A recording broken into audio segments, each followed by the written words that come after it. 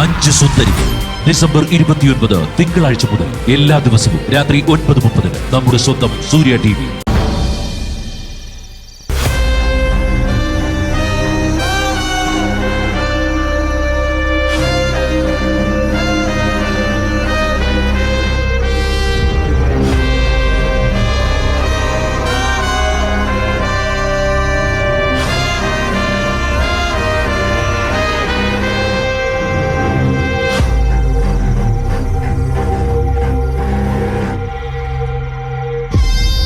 എത്ര നാളാ ഗൗതം പാവം അമ്മ ഇങ്ങനെ പറ്റിക്കുന്നത്? ആ പാവം ഇപ്പോഴും ഗൗതം ഒന്നും അറിഞ്ഞിട്ടില്ല എന്ന് വിശ്വസിച്ചിരിക്കുവോ? ഞാൻ ചെയ്യുന്ന സത്യം അണുവിട തെറ്റാതെ പാലിക്കുന്നുണ്ടെന്ന ആ പാവം കരുതിയിരിക്കുന്നത്. അതോർത്തിട്ട് എനിക്ക് സഹിക്കാൻ പറ്റുന്നില്ല.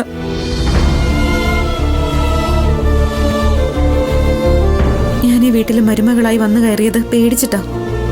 ഒരിക്കലും ഒന്ന് താരതമ്യപ്പെടുത്തി പറയാൻ പോലും ആവാത്ത വിധം രണ്ടകലങ്ങളിലായിരുന്നു എന്റെ കുടുംബവും ഈ വീടും.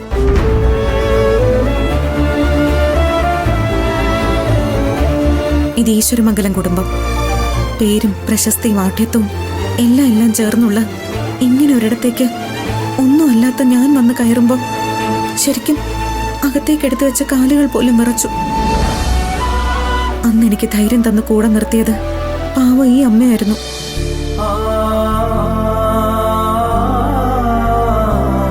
എപ്പോഴും പാർവതി അമ്മ എന്നെ ചേർത്ത് പിടിച്ചിട്ടേ ഉള്ളൂ. വസുന്ധരാന്റെ എന്നെ കുത്തി നോവിച്ചപ്പോഴൊക്കെ എനിക്ക് താങ്ങായി വന്നത് പാറു അമ്മയാ. അർഹിക്കാത്ത അധികാരങ്ങൾ പോലും എനിക്ക് ഈ വീട്ടിൽ തന്നു. അങ്ങനെ ഒരു അമ്മയാ ഞാൻ നിരന്തരം കള്ളങ്ങൾ പറഞ്ഞ് ദ്രോഹിച്ചുകൊണ്ടിരിക്കുന്നത്. നീ ദ്രോഹം ചെയ്യുന്നു എന്നത് നിന്റെ മാത്രം ചിന്തയാ. കാരണം അമ്മയ്ക്ക് നീ ചെയ്തു കൊടുത്ത സത്യം ഇപ്പോഴും നീ തെറ്റിച്ചിട്ടില്ല. സത്യമല്ലേ ഞാൻ പറഞ്ഞത്? നീയായിട്ട് ഒന്നും എന്നോട് പറഞ്ഞിട്ടില്ല. അബദ്ധത്തിൽ നിങ്ങൾ സംസാരിക്കുന്നത് ഞാൻ കേട്ടതല്ലേ? അപ്പൊ പിന്നെ നീ എങ്ങനെ തെറ്റുകാരിയാവും? എന്തൊക്കെ ന്യായീകരണങ്ങൾ നിരത്തിയാലും ഞാനും നിർമ്മലാന്യം സംസാരിക്കുന്നതാണല്ലോ ഗൗതം കേട്ടത്. സൂക്ഷിക്കേണ്ട ഉത്തരവാദിത്വം എനിക്കല്ലായിരുന്നു.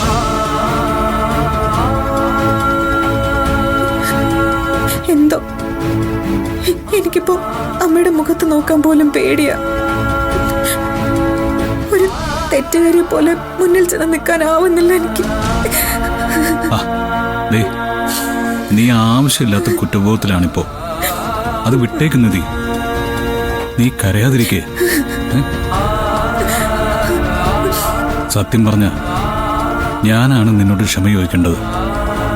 എന്തിന്? നിർമ്മലാമ്മയാണ് എന്റെ പെറ്റമ്മ എന്ന് ഞാൻ തിരിച്ചറിഞ്ഞ നിമിഷം ഞാൻ നിന്നെ ഒരുപാട് വിഷമിപ്പിച്ചു. എന്റെ അരികിന്ന് പോലും ഞാൻ ആട്ടിയിറക്കി. അപ്പോ വേറൊന്നും ചിന്തിക്കാനുള്ള മനഃശക്തി എനിക്കില്ലായിരുന്നു. പതറിപ്പോയി ഞാൻ. പിന്നെ ഞാനിപ്പോഴും ആലോചിച്ചൊരു കാര്യമുണ്ട്. എല്ലാവരെയും സന്തോഷത്തോടെ കൊണ്ടുപോകാൻ വേണ്ടി നീ എത്രത്തോളം സങ്കടങ്ങൾ സഹിച്ചു എന്ന സത്യം.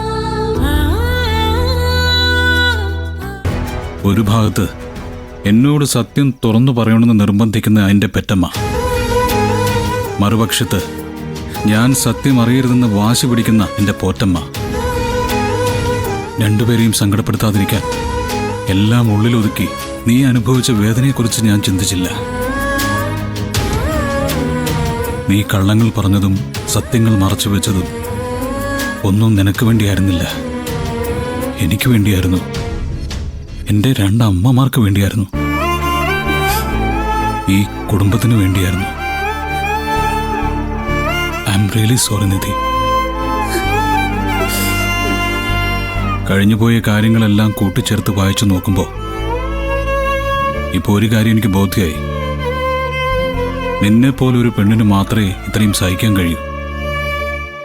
വന്നു കയറിയ ഒരു കുടുംബത്തിന് വേണ്ടി ഇത്രയും പഴികൾ കേട്ടു.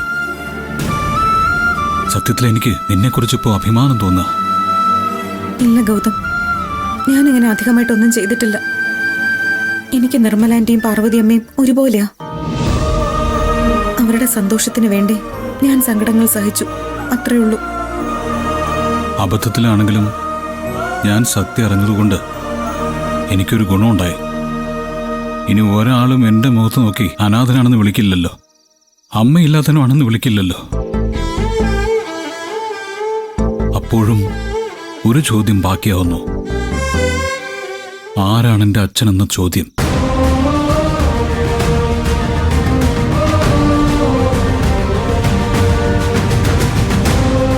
അമ്മയോട് ഞാൻ ചോദിച്ചതാ, പക്ഷേ അമ്മ പറഞ്ഞില്ല. ആ പേര് പറഞ്ഞാൽ അമ്മയുടെ ജീവന് പോലും ആപത്താണെന്നാ അമ്മ പറയുന്നത്.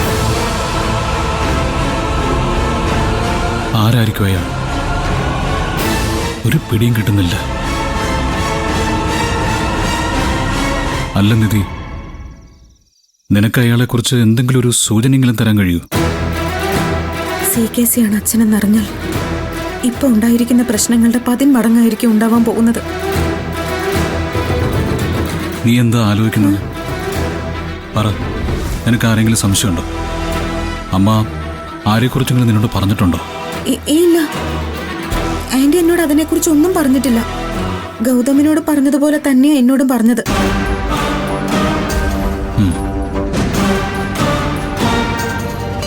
എന്തെങ്കിലും ഒരിക്കൽ അയാൾ ആരാണെന്ന് ഞാൻ അറിയും. എന്റെ കയ്യിൽ കിട്ടാതിരിക്കില്ല അയാളെ.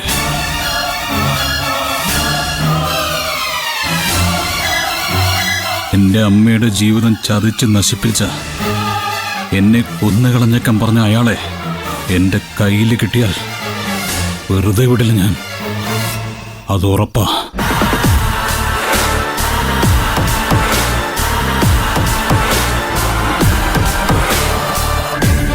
ആ, നീ വാ, നമുക്ക് മുറിയിലേക്ക് പോവാം.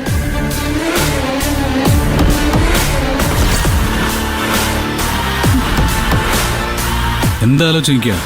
വരുന്നില്ലേ? ആ, വരുന്നു.